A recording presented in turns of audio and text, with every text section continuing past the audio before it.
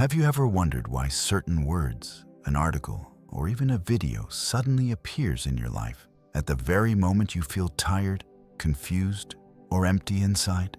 Maybe today you had no intention of searching for anything deep, yet there was still a strange pull that made you stop and listen, as if somewhere within you, a part of you quietly knew, this is meant for me. According to Jung, those seemingly chaotic moments are not random at all. When life on the outside feels tangled, when inside you are left with only boredom and a loss of direction, it is often a sign that a deeper kind of order is silently taking shape. You are not broken, you are simply standing before an inner turning point that you can no longer ignore. On this journey, we'll walk together through the signs that your turning point has truly arrived, seen through the lens of Jung's ideas, not to offer you a comforting, easy answer, but to help you understand what is happening within you and gradually find the courage, the inner peace, and the authenticity your soul has been longing for. 1. Recognizing synchronicity.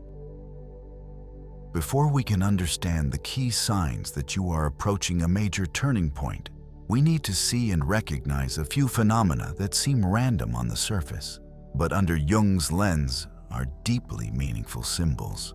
If you're still here listening to this video, there's a good chance that a part of you has already sensed, there is something in this meant for me. And that very feeling is where we begin to talk about synchronicity, the term Jung used to describe meaningful coincidences in our lives. Have you noticed how sometimes a book appears right when you feel stuck? A passing sentence online hits exactly the hidden wound you carry, or an old song suddenly plays on the very day your mood drops. All of that can easily be dismissed as random, but deep down, it still feels strange, as if the outer world were answering a quiet call from within you. Carl Jung wrote, "Synchronicity is no more baffling or mysterious than the discontinuities of physics. It is only the ingrained belief in the sovereign power of causality that creates intellectual difficulties." For Jung, synchronicity is when external events accidentally coincide with our deep inner states in a way that carries meaning, not just statistical coincidence. It's like the moment when two waves from different directions meet at one single point. On the surface, it looks like chance, but beneath the ocean, hidden currents have been moving for a long time. Imagine a young mother who is utterly exhausted from taking care of her small child. She's always trying to be the perfect mom. The house must be tidy. The child must be well behaved. She herself must not be allowed to feel tired. She doesn't tell anyone about her sense of being overwhelmed, her guilt, or her fear of being judged as not good enough. But then, for many days in a row, she happens to come across articles, podcasts, and videos about letting go of perfectionism, about the wholeness of a mother who accepts her own limits. She might say to herself, "It's just because I'm on my phone a lot, so I see this stuff." But from Jung's perspective, this is exactly synchronicity. The outer world is reflecting the deepest needs of her soul, the need to be allowed to be tired, to be human, to be imperfect. On a larger scale, you can look at the story of Michael Jordan. At the peak of his basketball career, he suddenly left the NBA after his father's death and switched to baseball, the sport his father had once dreamed of for his son. To a purely rational eye, that's just a sequence of events, a family tragedy, and a risky career decision. But if we look deeper, we see a chain of synchronicities: loss, an old promise to his father, and the timely appearance of an opportunity in another sport. All of that weaves together into an inner message. It was time for him to look at himself again, to live true to the parts he had long neglected, before he could return to basketball with a more mature, deeper sense of identity. Of course, not everyone agrees with Jung. Many scientists, like Richard Dawkins or Susan Blackmore, believe this is simply patternicity, the brain's natural tendency to see patterns and seek meaning in what is actually random. For them, there is no message from the universe, only a brain trying to assemble a puzzle out of chaos. Jung does not reject science. He simply invites us to add another dimension, the dimension of subjective experience. The important thing is not to prove whether the universe is intentionally sending signs or not, but to notice what truly happens inside you when synchronicity appears. Because it is exactly that feeling, the sense of being called, being heard, being touched, that opens space for change. So if lately you keep encountering the same theme, the same type of message, the same kind of story about letting go, changing jobs, leaving a relationship, or learning to care for yourself again, try pausing for a moment, not to become superstitious, but to be honest. Gently ask yourself, what in me is wanting to be seen? What am I running away from? Synchronicity is not a miracle that comes to solve all your problems for you. It is more like a gentle yet persistent knock on the door. Are you ready to face the truth within yourself? Recognizing these signs is only the first step, because once you begin to pay attention, to listen, to see, another phase usually follows. Something inside you starts to crack. Long suppressed conflicts rise to the surface, and an ego crisis appears like a silent storm. And that is exactly what we're going to touch on next. 2. Recognizing the stage of ego crisis. If synchronicity is life's gentle knock on your door, then an ego crisis is when that door begins to shake. On the outside, everything may still look normal. You still go to work, still smile, still answer, "I'm fine." But inside, there's a part of you whispering, "I'm not living as myself anymore." Not every turning point comes with a big dramatic event. Sometimes it begins with very small signs. Waking up feeling heavy even after enough sleep. Going to work with an empty heart. Sitting among friends, yet feeling like an outsider. You look at your schedule, work, meetings, responsibilities. Everything is the same, but you no longer find yourself in any of it. Jung once said, "There is no coming to consciousness without pain." In his view, those moments when the soul hurts like that are not malfunctions, not system errors, but signs that the old ego, the I, tied to roles, images, and stories you've worn for so long, has reached its limit. It is no longer big enough to hold the fullness of who you truly are. You can picture the ego as a jacket that has accompanied you for many years. At first, it fits well, helps you feel safe, recognized. But as time goes on and you grow, that jacket starts to feel tight, stiff, suffocating. The problem is, because it is bound up with your image, you force yourself to endure it instead of daring to say, "This no longer fits me." An ego crisis, in Jung's eyes, is precisely the moment when your body and soul refuse to keep wearing that jacket. Let's look at a very ordinary example. An office worker who still completes tasks, still replies to emails, still joins meetings and casual conversations. Yet each passing day, everything becomes a bit more meaningless.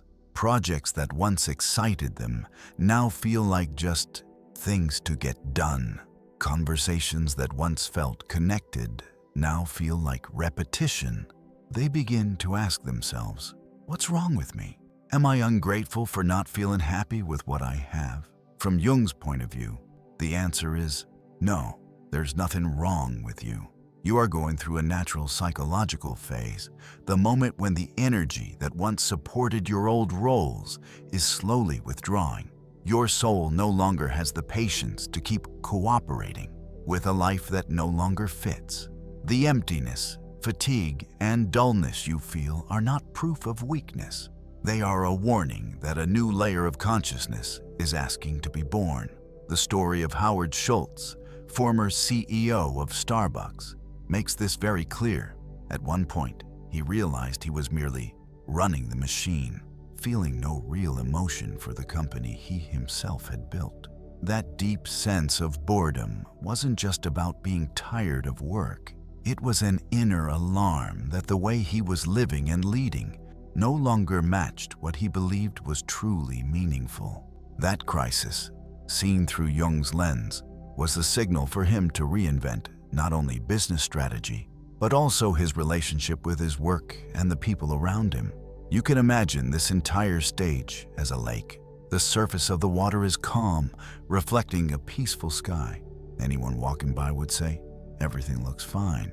But down at the bottom, cracks have formed, and the water is slowly finding ways to seep out. An ego crisis is when you begin to feel those cracks, even if no one else can see them. And the sense that only I feel this way often makes the pain even more lonely. Existentialist philosophers like Jean-Paul Sartre argue that human life has no pre-given meaning. Each person must create meaning through their own choices and actions. To some extent, Jung agrees. We cannot live our lives as someone else's script, but he adds another layer of depth. Inner crises are not only the result of wrong choices, they are an essential part of psychological growth. They cannot simply be erased by sheer willpower. They need to be moved through with observation, humility, and courage.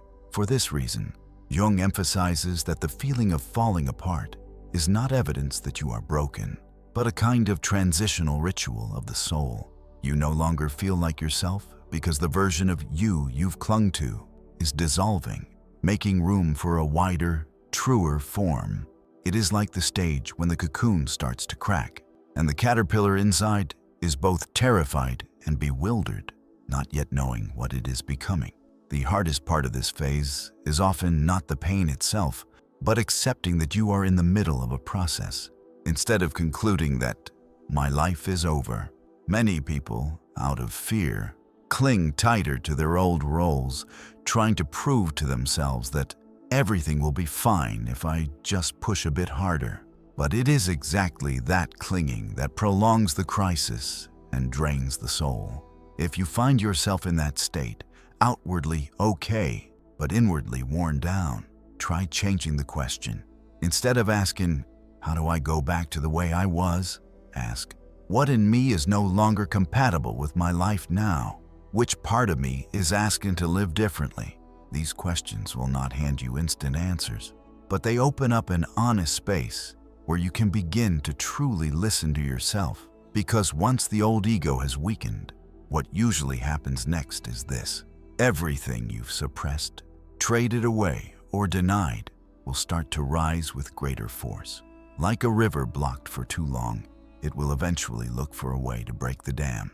Jung gave this movement a very special name, Enantiodromia, the psychological tendency to swing toward the opposite pole. And in the next part, we'll go deeper into that.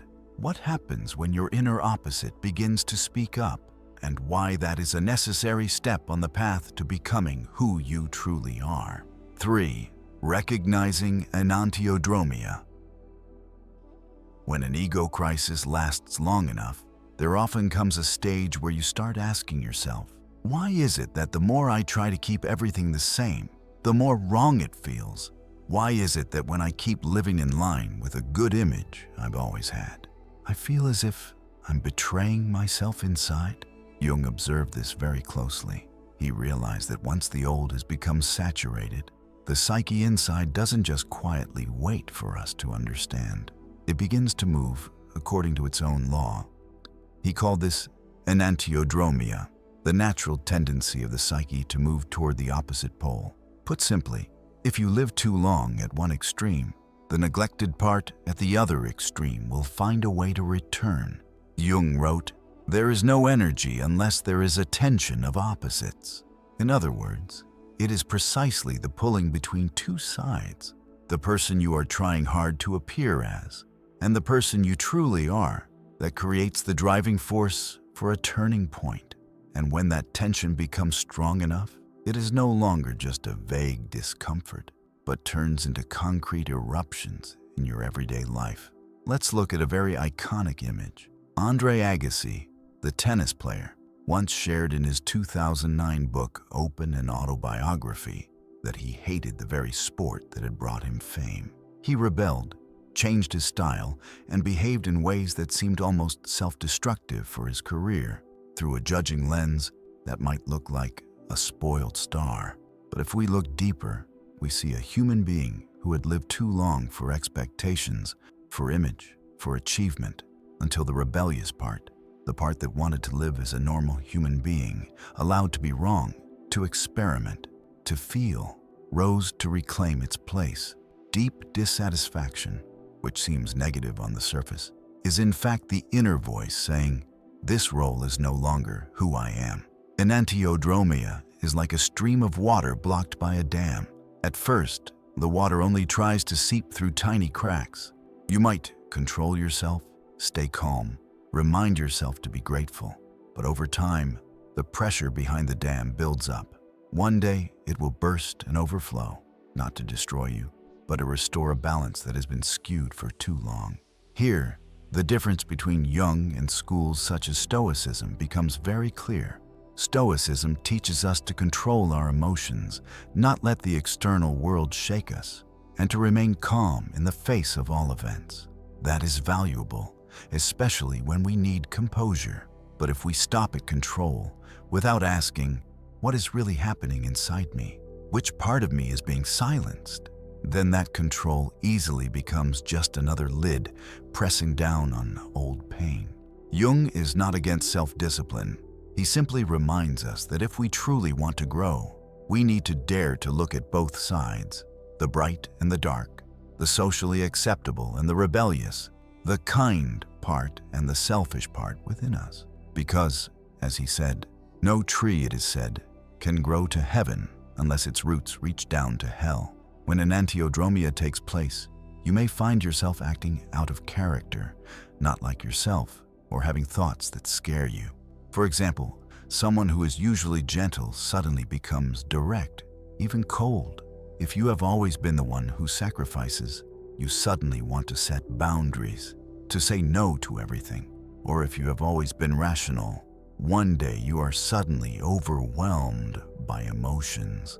A person who has always been successful suddenly wants to let go of some of their status to seek a simpler, more inward life. These movements are not signs that you've gone bad. They are the opposite side, the part that has been starved, asking to be heard. The issue is not whether you allow it to exist or not, but whether you choose to meet it with awareness or let it explode unconsciously. In Jung's analysis, everything we reject falls into the shadow, and if it is not recognized, it will control us from behind the scenes. So instead of blaming yourself, why am I like this? You might try a different question.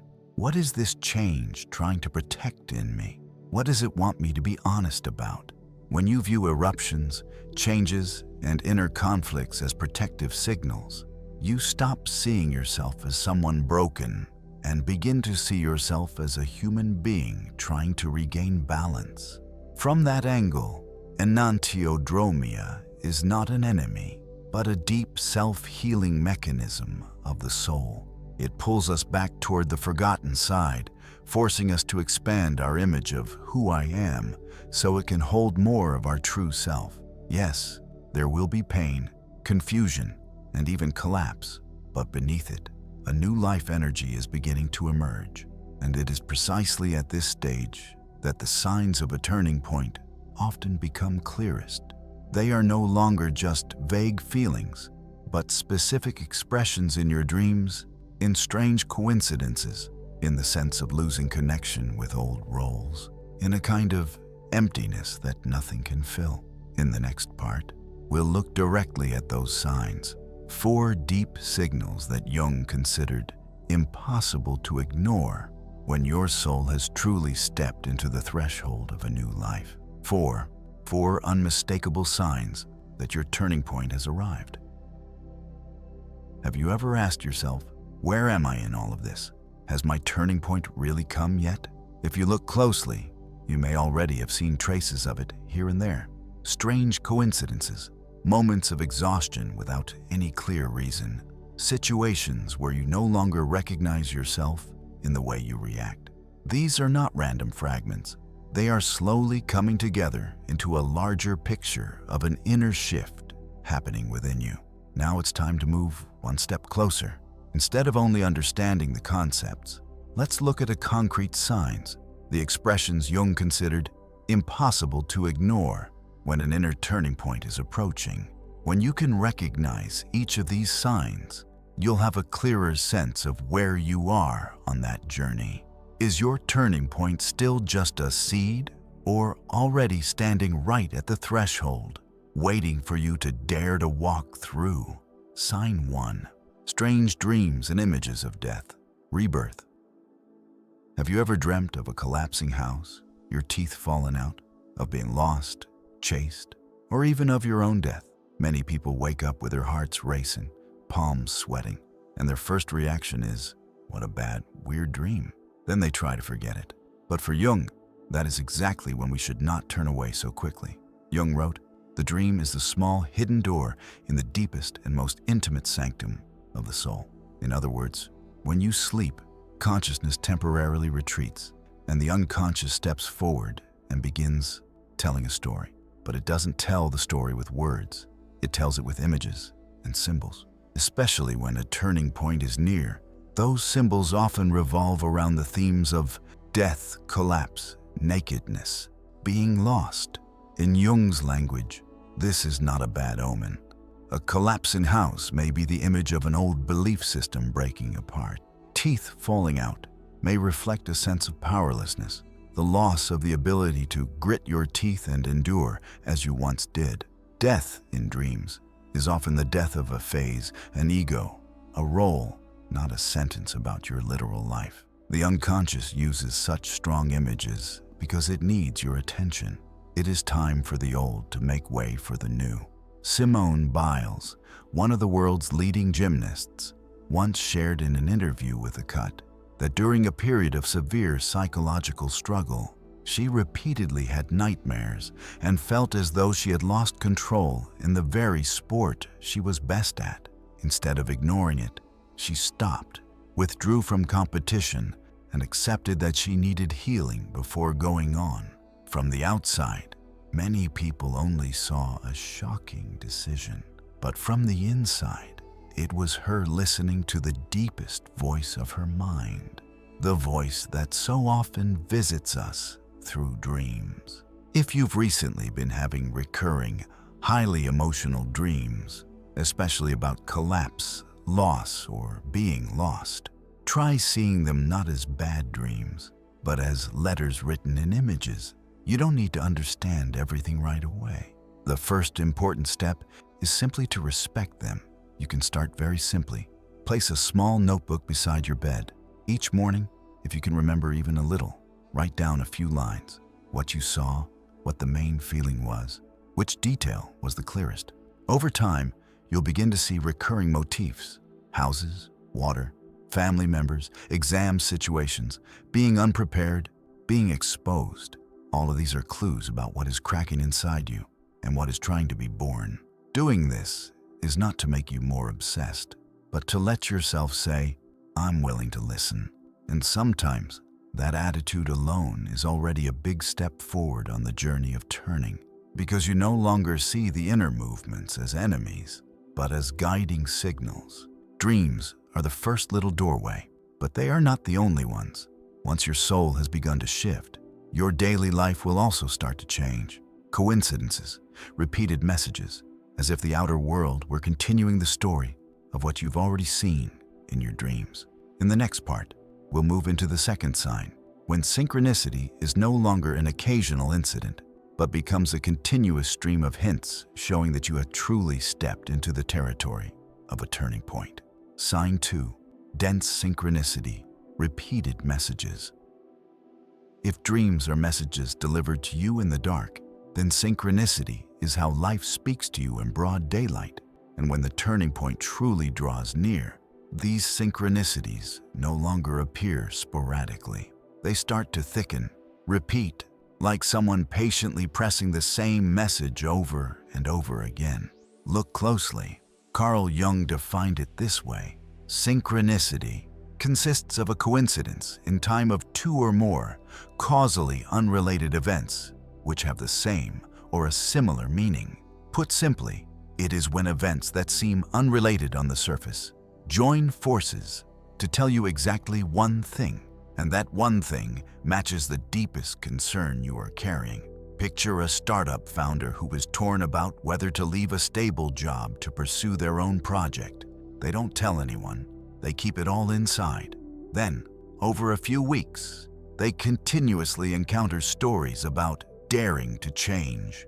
A book about someone who left their law career to go into teaching. A podcast on living in alignment with your inner calling.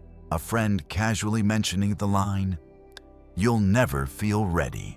All of these come from completely different sources, yet revolve around one single theme they are struggling with. From a rational point of view, we might say, you just notice it more because you're focused on it. That's partly true. But for Jung, it is precisely the fact that you are focused, meaning your inner world has reached saturation and can no longer keep pretending, that makes external events line up in a way that reflects this.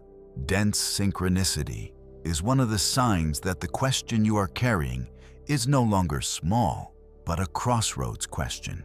You may not be a founder, but you've likely experienced this in your own way.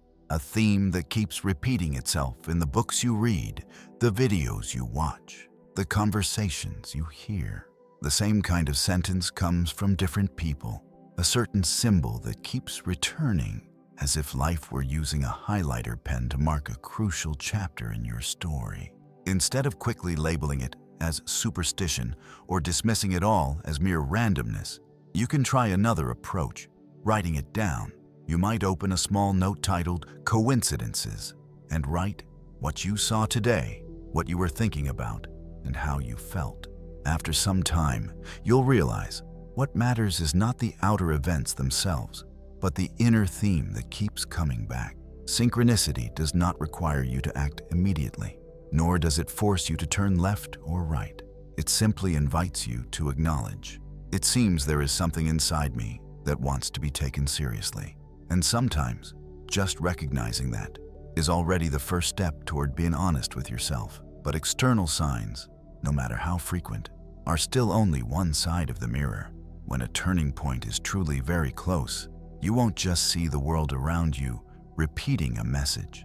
You'll also feel that you no longer belong to the old roles in the way you used to. In the next part, we'll touch on a subtle yet powerful sign, the feeling of no longer being yourself in the very life you once chose. Sign 3, the feeling of no longer being yourself, losing connection with your old roles. There comes a point when you realize the things that once excited you have turned into things you just have to do. Work that used to be a passion suddenly feels forced. Meetings that once made you feel alive now drain your energy. Even the image you have of who you are, the person who is always enthusiastic, always trying, always cheerful, starts to feel distant. You play your role very well, but deep down, you know, this isn't me anymore. Jung has a very important concept for this stage, the persona.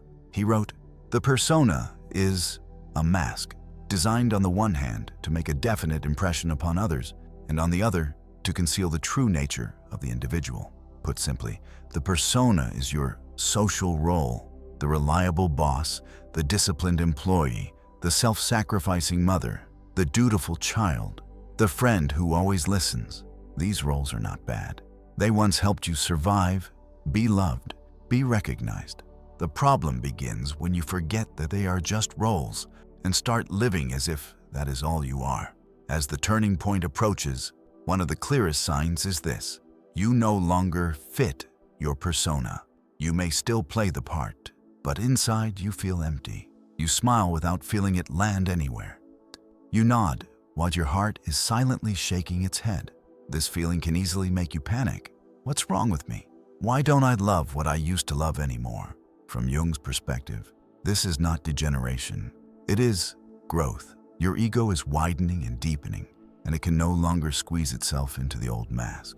You are moving away from the role to begin the journey of rediscovering your true nature, something that cannot be contained in titles, achievements, or images. Richard Branson, founder of the Virgin Group, once admitted in his book, Finding My Virginity, that there was a time when he felt lost despite owning a whole range of companies. On the surface, He was the embodiment of success, but inside, he felt that something essential was missing. Only when he became more deeply involved in nonprofit projects and activities that held meaning for the community did he feel he had come back to himself. This story shows that material success does not guarantee inner wholeness. Sometimes, the real turning point is not another step up the career ladder, but rediscovering the meaning behind what you do. A reason that makes it feel worthwhile to get out of bed every morning. If you feel estranged from your own life, try seeing that not as a wrong signal, but as a gentle invitation to start trying new things, even very small ones. A hobby you once abandoned, a conversation that is more honest than usual, one moment where you dare to say no to something you never actually wanted. Don't rush to force yourself back into the old version of you, because it may be that this version has already fulfilled its purpose. Jung does not tell you to burn everything down and start again from zero. He simply encourages more honesty with that feelings of disconnection, because it is the doorway to a deeper ego, one less dependent on masks. And when the mask begins to fall away, another very distinct feeling often emerges, a profound emptiness, as if there were a space inside that nothing from the outside can fill. In the next part, we'll talk about that emptiness itself, why it is so frightening, and at the same time, the most fertile ground for your rebirth. Sign 4, a profound sense of emptiness. When the mask starts to fall, when the old roles no longer fit you, a very hard-to-name feeling often appears, emptiness. You look back at your life, your job isn't bad, your income is stable, your relationships are still there. Yet inside, something essential is missing. It's as if everything is right, except you are not really present. This is the feeling many people fear the most, because it comes with no clear reason to hold on to. You can't blame a specific event. You only know that deep inside, there is a space that no achievement, entertainment, shopping, or praise can touch. Jung once said, the most terrifying thing is to accept oneself completely. That emptiness, in his view, is exactly the place where the question, who am I really when all these labels fall away, begins to echo.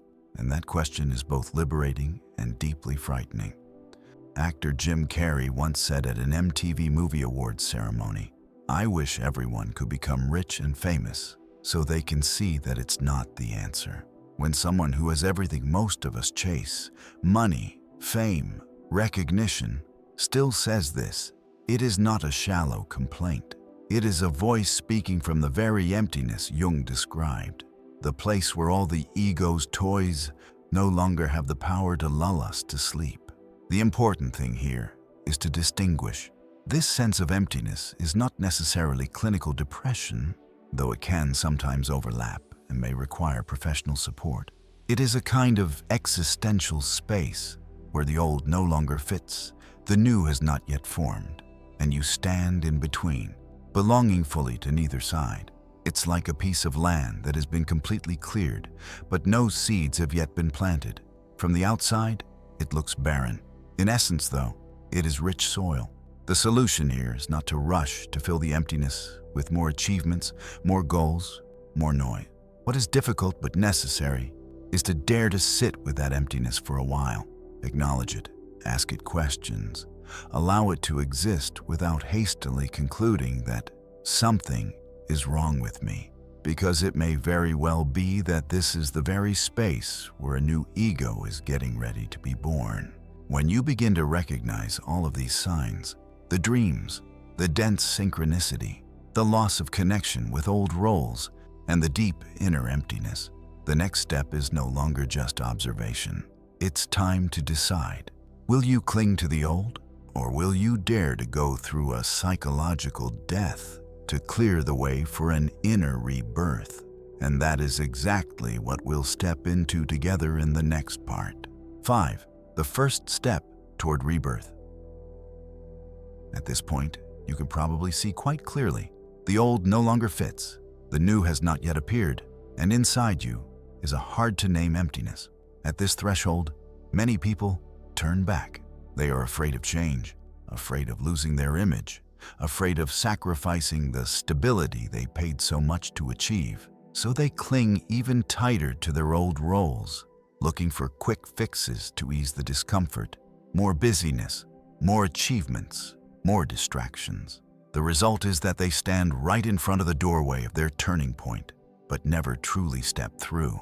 Jung looked very directly at this reality. He said, "One does not become enlightened by imagining figures of light, but by making the darkness conscious." In other words, you cannot take a shortcut by only thinking positive thoughts or trying to keep your energy high. A real turning point always comes with a kind of psychological death. The death of a certain image of yourself, of an old story, of expectations that no longer fit. And naturally, this scares us. Psychological death does not mean you disappear. It means that the structures that once defined who I am begin to dissolve. For example, I am always competent. I am always strong. I am someone who must never fail.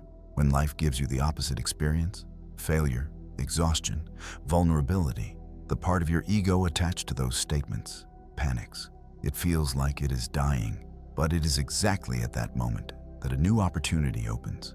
The opportunity to become a deeper, more authentic human being, no longer locked inside those old labels. You can see this in Lionel Messi's journey. Before becoming a timeless icon, he went through countless rejections, bitter failures with his national team, and was labeled a great talent who can't shine for his country. At one point, he even announced he would retire from the national team after a loss. At a deeper level, this was not just a sports failure, but the collapse of an inner image. I must win in this way, at this time, or I am not worthy. It was precisely as those expectations died that a different identity of Messi was formed. A player who no longer played just to prove himself, but with more maturity, patience, and self-understanding. The later moment of lifting the trophy was not the victory of a perfect model, but the mark of someone who had gone through many cycles of dying and being reborn, both inside and out.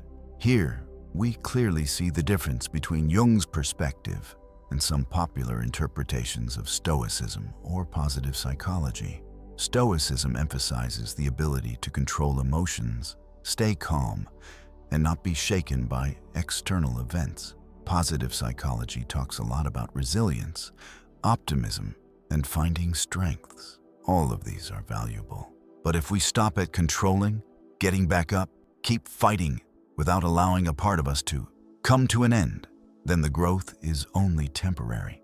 You stand up, but still carry the same old ego that has never been laid to rest. Jung does not deny the power of will. He simply adds an important piece.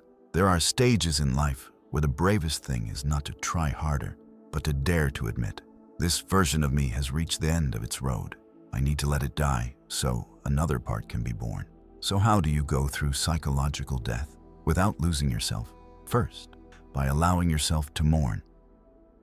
Mourn the old job, an old relationship, an image that once made you proud, even the illusions that once helped you survive. You might write a farewell letter to that role. Thank you for protecting me all these years. Thanks to you, I was able to get this far, but now I need to move on without depending on you anymore. This may sound symbolic, but to the unconscious, it is a very clear signal. You are ready to let go. Second, by creating space for the emptiness. Instead of immediately filling it with a new project, new person, new goal, give yourself a period, however short, in which you don't rush to decide. It could be a few unscheduled afternoons, a few days where you don't force yourself to be productive, a few moments where you simply sit in silence and listen to what your heart is saying. In that space, small hints will start to appear. A fleeting thought, an old inspiration returning, a quiet urge to try something that feels outside your comfort zone. Third, by acting even without knowing the future. A turning point does not demand that you know everything in advance. It only asks for one honest movement to begin with. A conversation you've always avoided, a boundary you've never dared to set, A small step toward what you know is more true for you. Jung would call this the step of individuation, the process of becoming your own person rather than just a product of others' expectations and surrounding pressures. You don't need to burn your life down to prove you've changed. Sometimes, a turning point begins very quietly, with a gentle no instead of a reluctant yes, with a single tear you finally allow yourself to shed, with one moment where you pause and tell yourself the truth. I'm tired. I don't want to live like this anymore. All of these steps may go unnoticed from the outside, but from the inside, they are clear signs that you are going through a small death of the ego to make way for a more authentic life. And then there will come a moment when you realize a turning point is not a grand event, but a series of small choices repeated over and over in the direction of respecting yourself a little more each time. In the final part, we'll look back on this entire journey, how to recognize that your turning point has truly arrived, and how to keep walking the path of becoming yourself sustainably, not rushed, not extreme, but still deep and whole. Looking back at everything we've just walked through, you may begin to see a turning point is not a single moment, but an entire inner current, from strange synchronicities, dreams of collapse and rebirth, ego crises, all the way to that profound sense of emptiness. None of this comes to punish you. It comes to quietly whisper that you are ready to live more truthfully with yourself than before. What matters is not that you become okay right away, but that you dare to admit where you are, dare to let go of expired versions of yourself, and bravely take small steps toward a more authentic life. Jung said, "Who looks outside dreams. Who looks inside awakes." If you feel you're standing at a crossroads, share a little in the comments. Your journey may become a point of support for someone else. And don't forget to like, subscribe, and turn on notifications so we can continue to walk together through content that touches the deepest parts within.